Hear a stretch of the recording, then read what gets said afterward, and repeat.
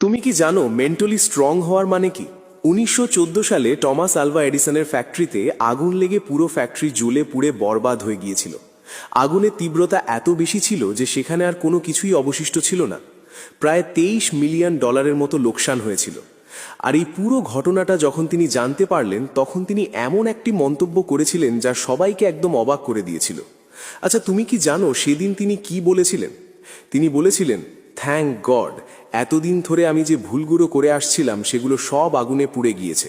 যাক, ভালোই হলো, এবার আমি নতুন উদ্যমে শুরু করতে পারবো। মানসিকভাবে শক্তিশালী হওয়া মানুষের একটি বিশেষ গুণ হলো যে কোনো পরিস্থিতিতে তারা নিজেকে সামলে নিতে পারে এবং তার মাথায় সবসময় একটা পজিটিভ চিন্তাভাবনা থাকে।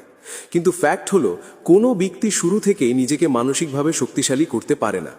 স্বাস্থ্যসম্মত খাবার এবং এক্সারসাইজ তোমাকে যেমন শারীরিকভাবে শক্তিশালী করে তুলতে পারে, ঠিক তেমনি এমন কিছু হ্যাবিট বা অভ্যাস আছে যেগুলো একজন মানসিকভাবে দুর্বল মানুষকেও মানসিকভাবে শক্তিশালী করে তুলতে পারে। আর এম মোটিভেশনের আজকের ভিডিওতে আমরা কথা বলবো মানসিকভাবে শক্তিশালী ব্যক্তিদের কিছু অভ্যাস সম্পর্কে, যে অভ্যাসগুলো ফলো করলে তুমিও মানসিকভাবে অত্যন্ত শক্তিশালী হয়ে উঠতে পারবে। তো চলো শুরু করা যাক। প্রথম হ্যাবিট হলো এমব্রেসিং চেঞ্জ। ঈগল এমন একটি প্রাণী যা প্রায় 70 বছর পর্যন্ত জীবিত থাকতে পারে, কিন্তু এই দীর্ঘদিন ধরে বেঁচে থাকার জন্য ঈগলকে একটি কঠিন সিদ্ধান্ত নিতে হয়।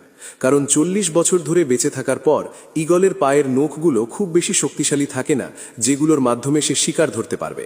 তার পাখাগুলো এতটা মোটা হয়ে যায় যে বেশিক্ষণ আকাশে ওরা তার জন্য অসাধ্য হয়ে পড়ে। আর ঠিক এই কারণেই 40 বছর বয়সের পর ঈগলের কাছে দুটো অপশন থাকে। প্রথমটি হলো সেভাবেই মারা যাবে, আর দ্বিতীয় অপশনটি হলো খুবই ব্যথা ও বেদনা সহ্য করে নিজের পরিবর্তন ঘটানো। নিজেকে পরিবর্তনের প্রক্রিয়া সম্পন্ন হতে প্রায় 150 দিনের মতো সময় লাগে। ঈগলকে যেটা করতে হয় তা হলো যে কোনো একটি পাহাড়ের চূড়ে এসে বসে পড়া এবং ততক্ষণ পর্যন্ত একটি পাথরের সাথে নিজের ঠোঁটকে আঘাত করতে থাকা যতক্ষণ পর্যন্ত না তা ভেঙে পড়ে যায়।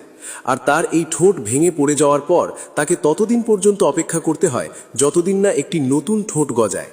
তারপর যখন নতুন ঠোঁট গুজিয়ে যায় তখন সেই নখ দিয়ে তার পুরনো পালকগুলো শরীর থেকে আলাদা করতে শুরু করে। তারপর যখন সেই পুরনো পালকগুলো ঝরে গিয়ে নতুন পালক গজায় তখন সম্পূর্ণভাবে ঈগলের নিজেকে পরিবর্তন করার চ্যালেঞ্জটি শেষ হয়। 150 দিন এভাবে ব্যথা সহ্য করার পর অবশেষে ঈগল তার নতুন জীবনের সাথে আকাশে উড়াল দেয় আর জীবনের অবশিষ্ট থাকা 30 বছর বাঁচতে শুরু করে। ঈগলের এই ঘটনা আমাদের এটাই শেখায় যে জীবনে ভালোভাবে বেঁচে থাকতে হলে কষ্ট সহ্য করতেই হবে। যখন আকাশে বৃষ্টি পড়তে শুরু করে তখন বাকি সমস্ত পাখিরা যেখানে নিজেকে বাঁচানোর জন্য আশ্রয় খুঁজতে শুরু করে, ঈগল সেখানে ওই মেঘের উপর দিয়ে উড়ে যাওয়ার ক্ষমতা রাখে। আর তাই মানসিকভাবে শক্তিশালী হতে হলে তোমাকে সর্বপ্রথম চ্যালেঞ্জ মোকাবেলার ক্ষমতা রাখতে হবে। সমস্ত ব্যথা বেদনা কষ্ট সহ্য করতে হবে। দ্বিতীয় অভ্যাসটি হলো এস্টাবলিশিং বাউন্ডারিজ। একবার মনে করে দেখো তো, শেষবার কখন তুমি এমন কোনো কাজ করেছিলে যে কাজের জন্য তোমার সারা দিনের সমস্ত শিডিউল, সমস্ত প্ল্যান ভেস্তে গিয়েছিল? আর তারপর তোমার মনে হলো যদি সেই কাজে হাত না দিতে তাহলে তোমার সারা দিনের বাকি সমস্ত কাজগুলো মিস হতো না। আর যদি এরকম ঘটনা তোমার সাথে প্রায় সময় ঘটে তাহলে অত্যন্ত দুঃখের সাথে জানাতে হচ্ছে তুমি মানসিকভাবে শক্তিশালী না। কারণ একজন মানসিকভাবে শক্তিশালী ব্যক্তির নিজের বাউন্ডারি লাইন বা সীমারেখা সম্পর্কে জানা থাকে। তার জানা থাকে কোন কাজের জন্য হ্যাঁ বলতে হবে আর কোন কাজের জন্য না, কখন কথা বলতে হবে আর কখন চুপ থাকতে হবে, কি খেতে হবে আর কি খাওয়া যাবে না। এই সমস্ত কিছু একজন মানসিকভাবে শক্তিশালী ব্যক্তির জানা থাকে।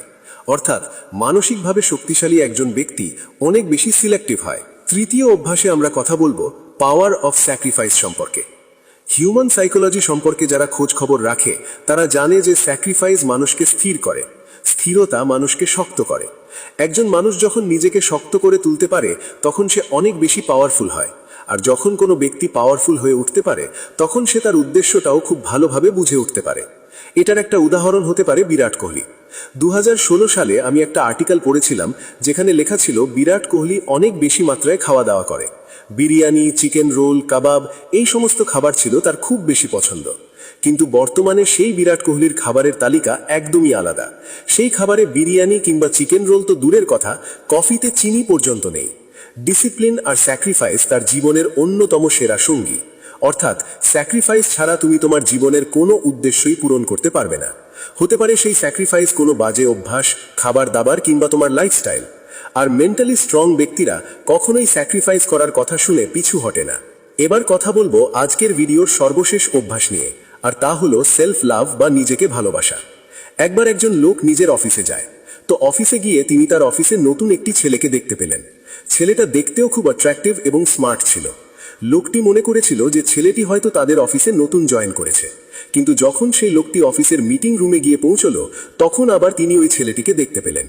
তারপর কোম্পানির অন্য আরেকজন লোক সবাইকে উদ্দেশ্য করে বলল, আজকের মিটিংয়ে তারা অন্য আরেকটি কোম্পানির সিইওকে ইনভাইট করেছে, যিনি আজকে তাদের এই মিটিংয়ে অ্যাডভাইজার হিসেবে থাকবে। আর সেই অ্যাডভাইজার অন্য কেউ না, ওই ছেলেটাই ছিল। তাদের অ্যাডভাইজার মিটিং শেষে ছেলেটির সাথে ওই লোকটি কথা বলে জানতে পারে, কাজের পাশাপাশি সে নিজেকে ফিট রাখতে যে সমস্ত কাজ করার দরকার সে সমস্ত কাজ নিয়মিত করে। এই কাজগুলো ছাড়া ছেলেটি তার দিনই শুরু করতে পারে না। অর্থাৎ নিজেকে সময় দেওয়ার মাধ্যমে সে তার দিন শুরু করে।